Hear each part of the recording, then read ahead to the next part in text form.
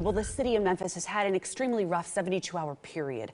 State lawmakers, they chimed in today with some of their thoughts in reaction to everything that is happening. News 2's Chris O'Brien spoke with several of them. He joins us live tonight to share some of that raw emotion. Chris?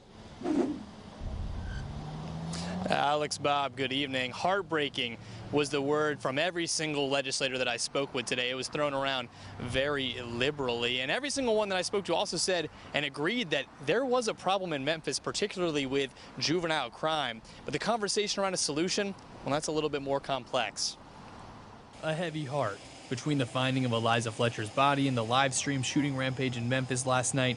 The city is mourning. Representative Mark White says he knows some of Fletcher's extended family. That life was taken so tragically and for no excuse why. Republicans and Democrats alike shared their sadness and their grief today. My heart is just aching. I mean, I get emotional about it because you really want to do something about it. You want something to be done. Though what that something is, that's the tough part. Both White and Speaker of the House Cameron Sexton argued that had the truth in sentencing bill been in place earlier, at least the murder of Fletcher might not have happened.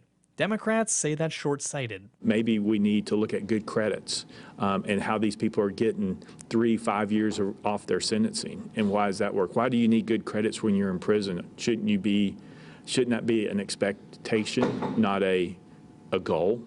I think that's kind of an easy way out. I think we have to go further back because regardless of when a person is released, if they're going to commit these types of crimes, they're going to commit them. So it would have just been a different victim at a different time. Regardless, though, the agony goes beyond just our legislature. We have a longtime reporter on another station down in Memphis who, when she was reporting this, she's been there for a long time too, and she broke down and cried.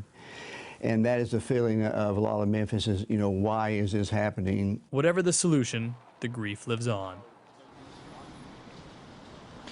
Today, Sexton and Lieutenant Governor Randy McNally told us that they were planning on announcing a new ad hoc committee to start addressing some of these problems that we've been seeing. Now, that comes on top of another ad hoc committee to look at our juvenile justice system here in Tennessee.